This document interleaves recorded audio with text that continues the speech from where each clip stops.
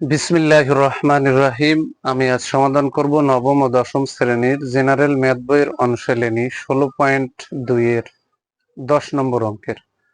10 নম্বর অঙ্কটি হলো, একটি রম্বসের পরিসীমা 180 সেন্টিমিটার এবং ক্ষুদ্রতম কর্ণ 54 সেন্টিমিটার, অপর কর্ণ ও ক্ষেত্রফল নির্ণয় করো। তাহলে রম্বসের অপর কর্ণ মানে বৃহত্তম কর্ণ বের করতে হবে, আর রম্বসের ক্ষেত্রফল নির্ণয় করতে হবে। এটাই হচ্ছে প্রশ্নে বলেছে।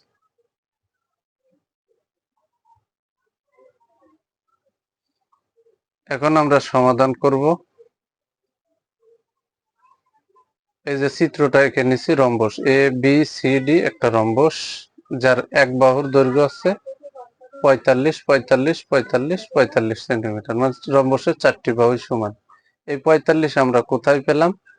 কারণ আমরা নিচেই 45 বের করছি, সেটা আমি চিত্রে বসাই দিছি। আমি আগে দেখাচ্ছি। দেওয়া আছে এ বি সি ডি রম্বসের পরিসীমা 180 সেন্টিমিটার।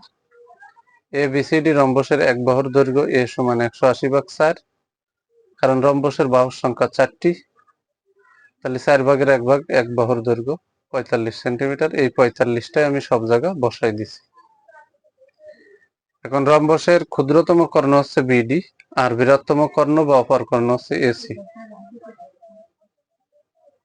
ক্ষুদ্রতম কর্ণ বিডি ইকুয়াল টু 54 সেন্টিমিটার, আর ওডি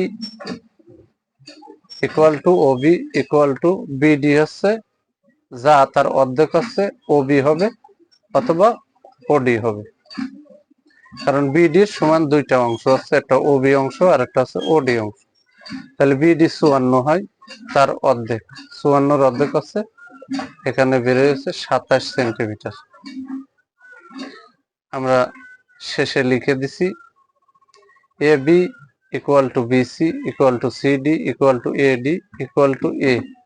কারণ রম্বসের এক বাহুর দৈর্ঘ্য এ ধরছি, তাহলে এ সমান এই যে চারটে বাহু, রম্বসের 4 বাহুর এক ভাগ আছে এক বাহুর দৈর্ঘ্য এই যে 45, এই 45 সেন্টিমিটার দিচ্ছি। এখন রম্বসের আমরা এ ও বি এটা একটা সমকোণী ত্রিভুজ, আবার এ ও ডি এটাও একটা সমকোণী ত্রিভুজ, সি ও ডি এটাও একটা সমকোণী ত্রিভুজ, বি ও সি এটাও একটা সমকোণী ত্রিভুজ। যে কোনো একটা ত্রিভুজের মাধ্যমে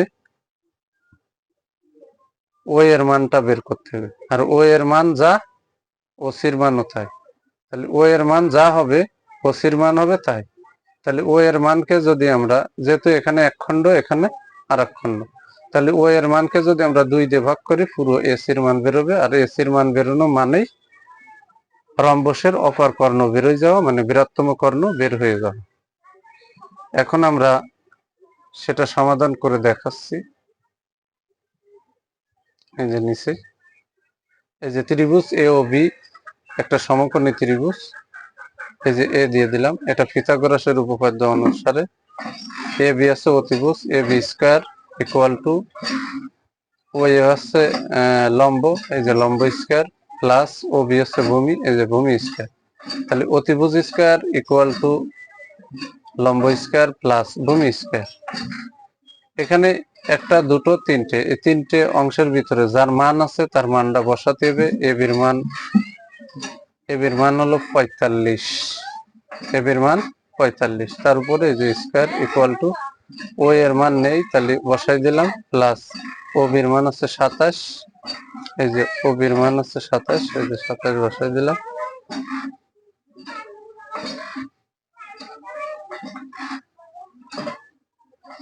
সাতাশ, তার উপরে স্কয়ার বসাই দিলাম। এখন 45-এর পরে স্কয়ার মানে 45 দুইবার আছে এবং গুণ আকারে আছে, তাহলে 45 গুণ 45 2025 equal to O A square plus 27 গুণ 27 729। এখন ডানির এই অংশটারে বামে নিয়ে আসতে হবে, বামের এই অংশটারে ডানে ট্রান্সফার করতে হবে।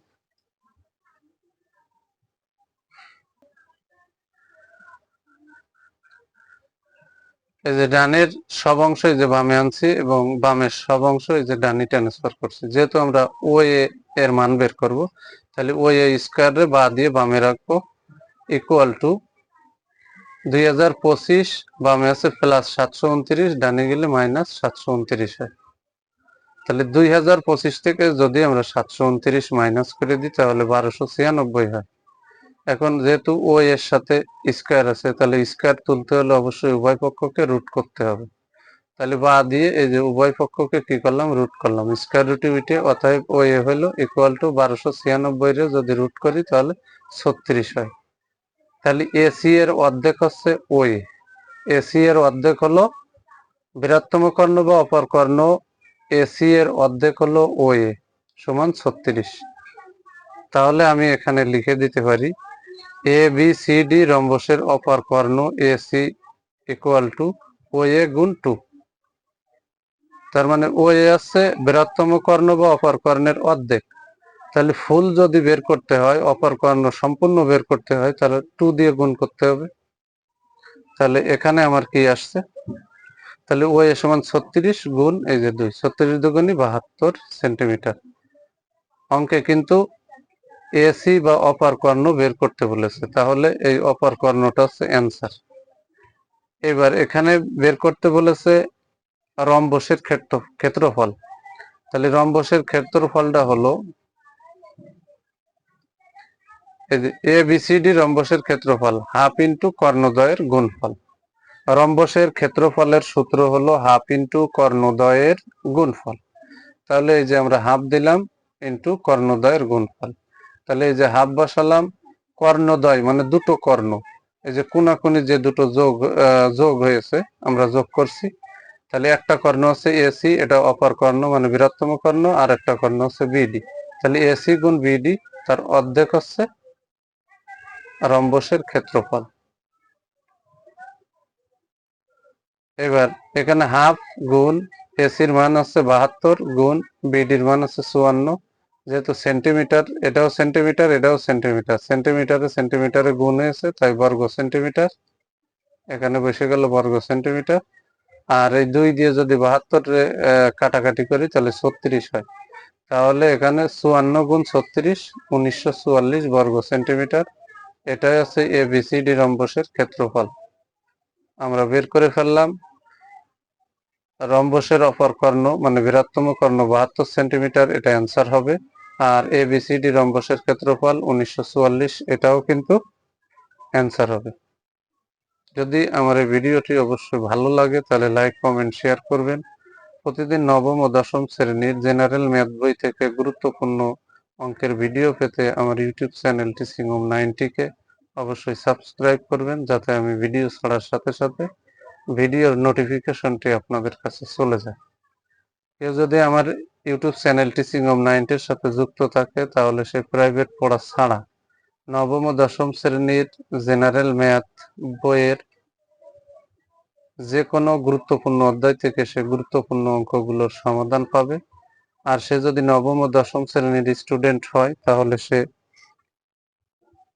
এসএসসি পরীক্ষা সহ স্কুলের অন্যান্য পরীক্ষাগুলোতে সে পরিপূর্ণ প্রস্তুতি নিতে পারবে ইনশাআল্লাহ। কারো যদি কোনো অঙ্কের সমস্যা হয় তাহলে কমেন্টে জানাবে, আমি তার কমেন্টের গুরুত্ব দিয়ে আমি তার সমস্যার সমাধান করে দেওয়ার চেষ্টা করব ইনশাআল্লাহ। আসসালামু আলাইকুম ওয়া রাহমাতুল্লাহি ওয়া বারাকাতুহু।